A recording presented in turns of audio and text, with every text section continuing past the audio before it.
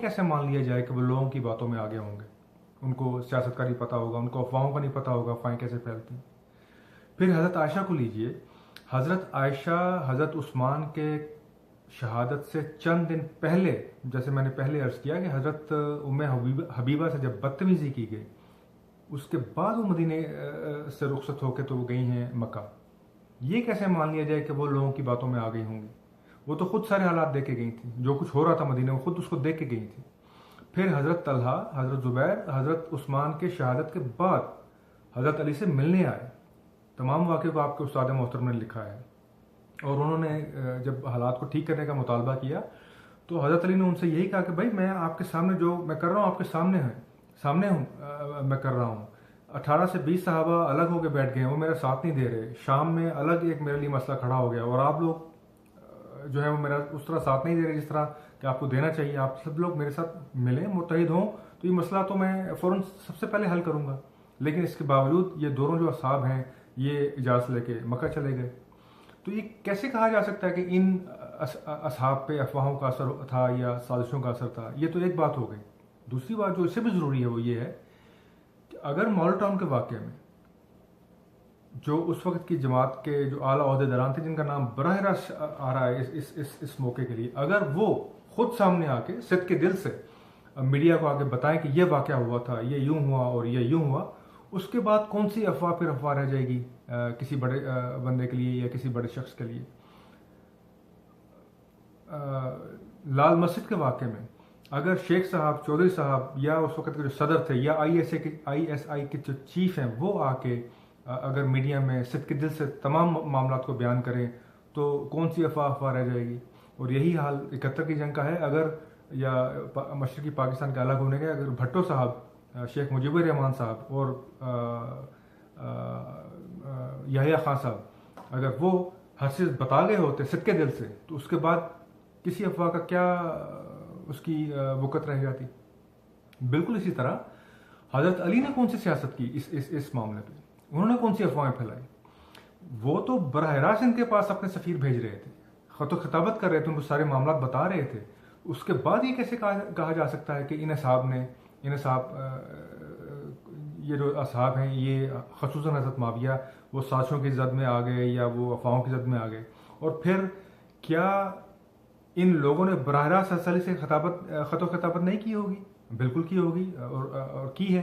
तो उसके बाद क्या ये समझना चाहिए कि हज़रत अली ने आगे से कुछ सियासत की होगी? क्या उन्होंने आगे से कोई अफवाहें फैलाई होंगी? ये कैसे माना जा सकता है? तो इन तमाम नुकात के बाद ये कैसे मान लिया जाए, ये कैसे समझा जाए कि एक आम इंसान तो ऑफकोर्स बेशक वो अफवाहों की जद में आ रहा था, लेकिन ये जो लोग जिनके हाथ में इख्तियार था, जिनके हाथ में फैसले थे, वो भी अफवाहों की जद में आ रहे थे। तो मेरा ख्याल है कि आपको शायद इस नुक्ते को दोबारा बयान करना चाहिए और इसका इतलाक़ जो है मैं इंतहाई अदब से गुजारिश करूँगा कि आप शायद दुरुस्त नहीं फरमा रहे। और सबसे आखिर में जो मेरा आखिरी सवाल है वो ये है कि आपने किसी प्रोग्राम के गालिबन इन्हीं 3 प्रोग्रामों में से जो आपने इस मौजू पे रिकॉर्ड करवाए, उन्हीं में आपने कहा था कि किसी ने आपसे सवाल किया कि क्या तलवार लेके आप इख्तलाफ तो कर सकते हैं, आप जो वक्त का हाकिम है उसके सामने उससे इख्तलाफ भी कर सकते हैं, उसके खिलाफ आप आवाज़ भी बुलंद कर सकते हैं, लेकिन क्या तलवार लेके खड़े हो सकते हैं?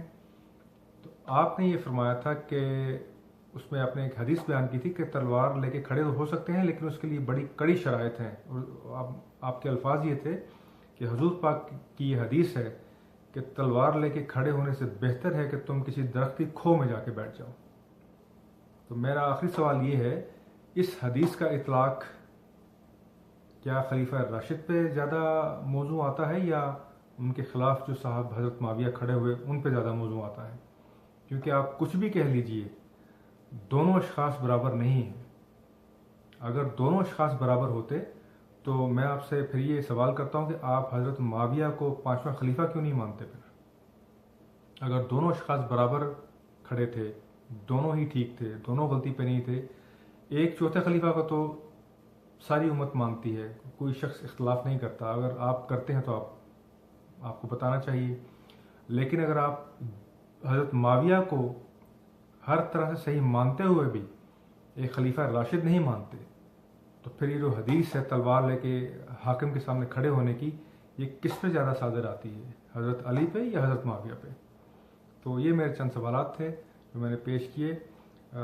जैसे मैंने शुरू में कहा कि मैं कोई बहुत ज़्यादा बाइल्म शख्स नहीं हूँ। मैं उम्मीद करता हूँ कि मेरे किसी भी लफ्ज़ से, किसी भी फ़िक्र से आपकी या किसी भी सुनने वाले की दिल आज़ारी नहीं हुई होगी। अगर हुई हो तो मैं सिद्क़ दिल से उसकी माज़रत चाहता हूँ, मैं माफ़ी चाहता हूँ और उम्मीद करता हूँ कि मेरा नसीब इतना अच्छा होगा कि आप ही मेरी वीडियोज़ देखेंगे और मुनासिब जवाबात से आप मुझे ज़रूर नवाजेंगे। बहुत बहुत शुक्रिया जी। अल्लाह हाफ़िज़।